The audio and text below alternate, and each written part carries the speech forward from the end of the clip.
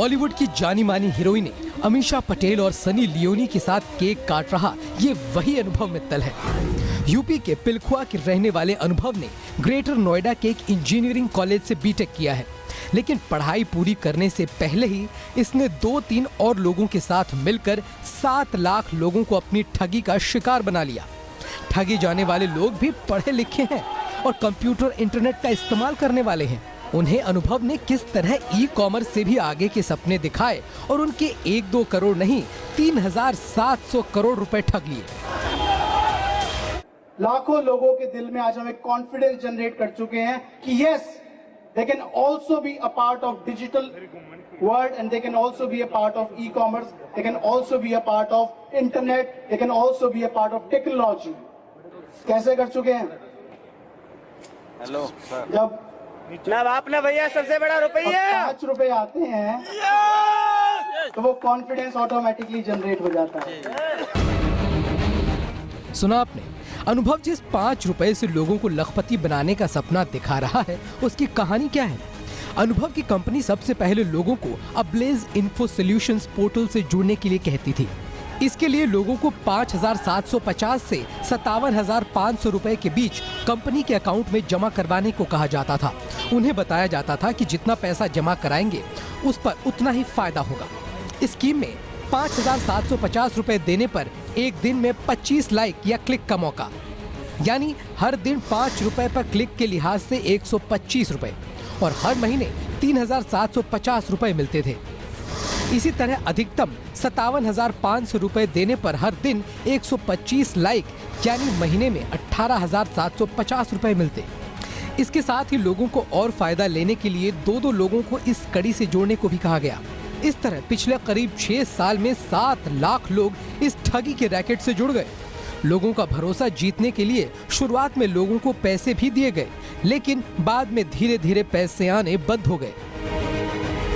Site पे आने लगा कि इस वीक का जो है उसका 15 तारीख को आएगा, 15 तारीख के बाद 23 तारीख को आएगा। इस तरीके करते करते 1 महीने से कोई पे आउट नहीं आया। फिर वो बैंक के थ्रू सारे पैसे ले रहे हैं और बैंक के थ्रू ही सारे पैसे दे रहे हैं, तो इसलिए कोई ऐसा डाउट आया नहीं। और काफ़ी पहले की रिपोर्ट देखी, लोगों के पास पैसा आ रहा है, तो उस वजह से जो थोड़े बहुत डिपॉजिट था पैसा वो इन्वेस्ट कर दिया इसमें। 2 बार मेरी पेमेंट आई है, एक बार लगभग 2700 कुछ रुपए ऐसे और एक बार 5400 रुपये, बस उसके बाद कुछ पैसे नहीं आए। कितने पैसे लगाए थे आपने? मैंने 57,500 रुपये लगाए थे। नोएडा के सेक्टर 63 में खुली कंपनी की लोगों ने जब पुलिस से शिकायत की तो सारा मामला सामने आया। अनुभव मित्तल और उसके 2 साथी पुलिस के फंदे में आ चुके हैं, लेकिन तब तक कंपनी ने 3700 करोड़ रुपए में से 3,000 करोड़ दूसरे अकाउंट में शिफ्ट कर दिए। ये कंपनी बार बार अपना नाम बदलकर लोगों को फंसा रही थी। आप भी कंपनी के अलग अलग नामों को जान लीजिए ताकि आप ऐसे किसी झांसे में ना आ जाएं। कभी socialtrade.biz, कभी freehub.com, कभी intmart.com और कभी 3w.com।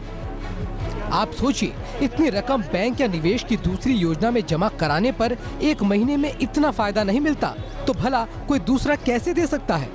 लेकिन कमाई के शॉर्टकट के लालच में लोग फंस गए। इसलिए जब भी कोई इस तरह का ऑफर आपको दे तो कभी झांसे में ना आए, नहीं तो आपको बाद में पछताना पड़ेगा। तो 3700 करोड़ रुपए के इस डिजिटल घोटाले के बाद बात बिजली चोरी की, जो देश में एक बड़ी समस्या है। इससे निपटने के लिए सरकार से उम्मीद की जाती है कि वो कड़े कदम उठाए, लेकिन सरकार ही बिजली चोरी करने वालों को अगर बढ़ावा दे तो क्या कहेंगे आप? जी हां, यूपी के सीएम अखिलेश यादव, शहरी विकास मंत्री आजम खान ने ऐसा ही कुछ किया है।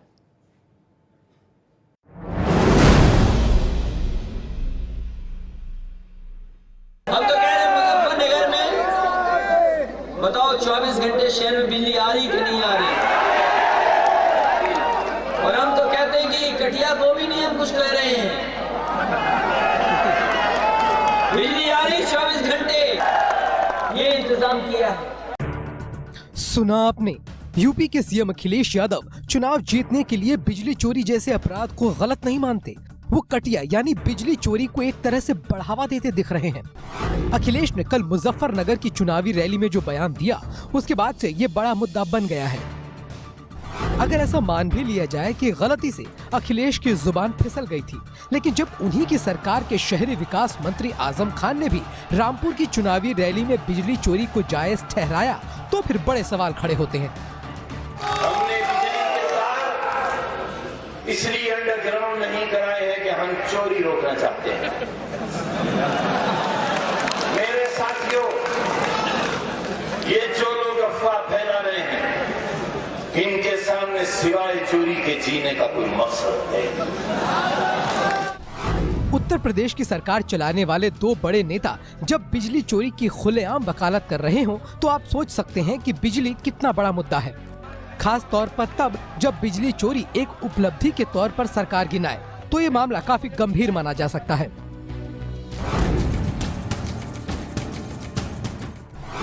देश भर में बिजली वितरण में 5.1% तक का नुकसान मान्य है, लेकिन यूपी में बिजली वितरण में 25% का नुकसान होता है।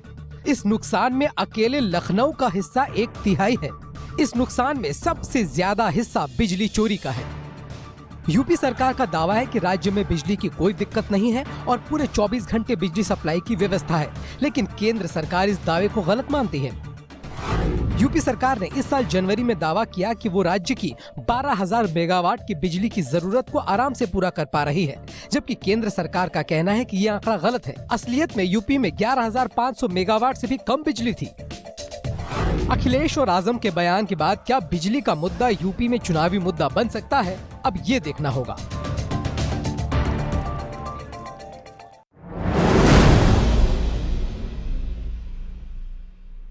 अक्सर लड़कियां मोबाइल रिचार्ज कराने के लिए किसी रिचार्ज भैया की दुकान पर जाती हैं, लेकिन कई बार ये रिचार्ज भैया इनके लिए मुसीबत बन जाते हैं। यूपी के विमेन पावर लाइन यानी 1090 में कई लड़कियों ने शिकायत दर्ज कराई है कि मोबाइल रिचार्ज कराने के दौरान उनका नंबर कई ऐसे लोगों को दे दिया गया जो लड़कियों को मैसेज या कॉल के जरिए दोस्ती करने या लव प्रपोजल तक भेज देते हैं। जिस प्लेस से मैं रहती हूँ वहाँ से मैं नंबर मतलब मैंने रिचार्ज कराया नहीं और उधर कॉल आने शुरू हो गए। कुछ दिन पहले ही रिचार्ज करवाया था, तो जो रिचार्ज करने वाले भैया थे उनसे नंबर तो दिया, लेकिन पता नहीं कैसे लीक हो गया। फिर उनसे नंबर किसी और के पास चला गया, फिर थोड़े से मैसेजेस आने लगे, फिर कॉल आने लगी।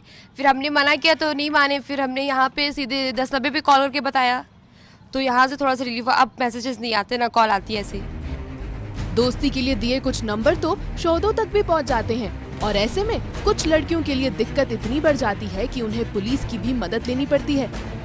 मेरा ये विनम्र अनुरोध है एबीपी न्यूज़ चैनल के माध्यम से, लड़कियां जहां मेरी आवाज़ सुन रही हैं, अपने फेसबुक अकाउंट में या जीमेल अकाउंट में अपना फ़ोन नंबर हरगिज़ न डालें, उससे आपकी सिक्योरिटी कंप्रोमाइज़ होती है। अगर आप भी अपना फोन रिचार्ज कराती हैं तो कोशिश करें कि इसे ऑनलाइन करें या कूपन से करें। अगर ऐसा संभव ना हो और रिचार्ज भैया के पास ही जाना पड़े तो मोबाइल नंबर नोट कराने के बजाय मोबाइल में नंबर खुद ही डालें। मार्केटिंग प्रमोशन करने वालों को भी नंबर ना दें।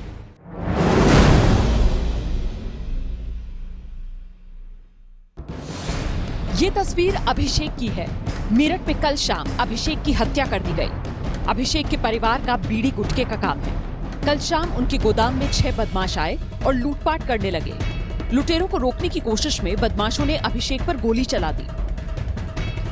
दुकान है, यहाँ पर गोदाम है जहाँ पे वो बच्चे अपना लेना देने का काम करते हैं। पान बीड़ी तंबाकू का उनका काम है। 6 लोग यहाँ पर आए और आने के बाद उन्होंने दुकान को लूट लिया, शटर डाल दिया। उसके बाद में भागने लगे तो बच्चों ने उसकी गोली भर ली, जिस पर उन्होंने ताबड़तोड़ फायरिंग खोल दी। सोंटी वर्मा के जो 22 साल का था, उसके 2 गोलियां लगी कमर में और हाथ में। वो वहाँ पे स्कूटर पे जाते जाते रास्ते में पता नहीं क्या हुआ, वो डेथ हो गई। इस मामले ने इतना तूल पकड़ा कि आज बीजेपी अध्यक्ष अमित शाह ने इसे मुद्दा बना लिया। उन्हें यूपी के मेरठ में आज अपनी पहली चुनावी पदयात्रा करनी थी, लेकिन उन्होंने इस मुद्दे के नाम पर अपनी पदयात्रा रद्द कर दी। 14 राज्यों में गठबंधन सरकारें चल रही है। वो 14 राज्यों के अंदर कानून और व्यवस्था की परिस्थिति भारतीय जनता पार्टी ने सुधार कर बताई है। 200 दंगे, हजारों हत्याएं, हजारों बलात्कार, होता हुआ पलायन और बच्चियों की सुरक्षा नहीं। मित्रों, मैं मानता हूं कि ये कभी भी उत्तर प्रदेश विकास के रास्ते पर नहीं जा सकता। अमित शाह ने ट्वीट करते हुए यूपी में कानून व्यवस्था पर निशाना साधा।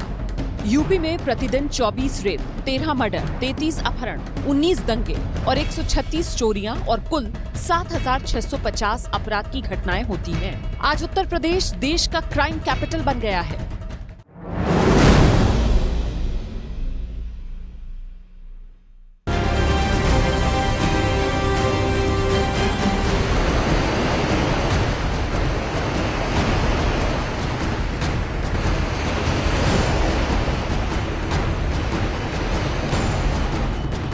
ये चेन्नई के एन्नौर बंदरगाह का तटीय इलाका है। आप देख सकते हैं कि किस तरह तेल की वजह से पानी पूरी तरह काला हो चुका है। सिर्फ एन्नौर से ही अब तक करीब 70 टन गंदा पानी निकाला जा चुका है, जबकि 10 से 15 टन कीचड़ रामकृष्ण नगर के कुप्पम बीच पर रुका हुआ है। 6 दिन पहले चेन्नई के एन्नौर बंदरगाह के पास तेल और एलपीजी टैंकर ले जा रहे 2 मालवाहक जहाज टकरा गए थे, जिसकी वजह से आसपास के तटीय इलाके में तेल फैल गया। समंदर पर आप देख सकते हैं इस तरह के जो ऑयल के पैचेस है वो नजर आ रहे हैं, जिसे न्यूट्रलाइज करने की पूरी कोशिश इंडियन कोस्ट गार्ड के शिप द्वारा की जा रही है, जहां पर आप देख सकते हैं कि डिस्पर्शन जो है वो किया जा रहा है। पानी में तेल घुलने की वजह से समुद्री जीवों पर खतरा मंडरा रहा है। यहाँ आसपास के तटीय इलाकों में कुछ मरे हुए कछुए भी मिले। आज पर्यावरण मंत्रालय की ओर से भी एक टीम चेन्नई भेजी गई है, जो समंदर में तेल फैल जाने से हुए पर्यावरण के नुकसान की पड़ताल करेगी। कोस्ट गार्ड कमांडर प्रदीप मंडल के मुताबिक समंदर में फैले तेल की सफाई का 80% काम पूरा हो चुका है। अभी तक रिपोर्ट नहीं किया कि मच्छी जो है बाहर वो पोल्यूटेड है, तो फिशेज आर गुड। हम रिले करने वाले हैं, जो थोड़ा थोड़ा बाहर चले जाता है उसको हम कवर करके रख रहे हैं, डबल कवर कर लेंगे ताकि आज के अंदर या कल तक हम इसको निकाल दें।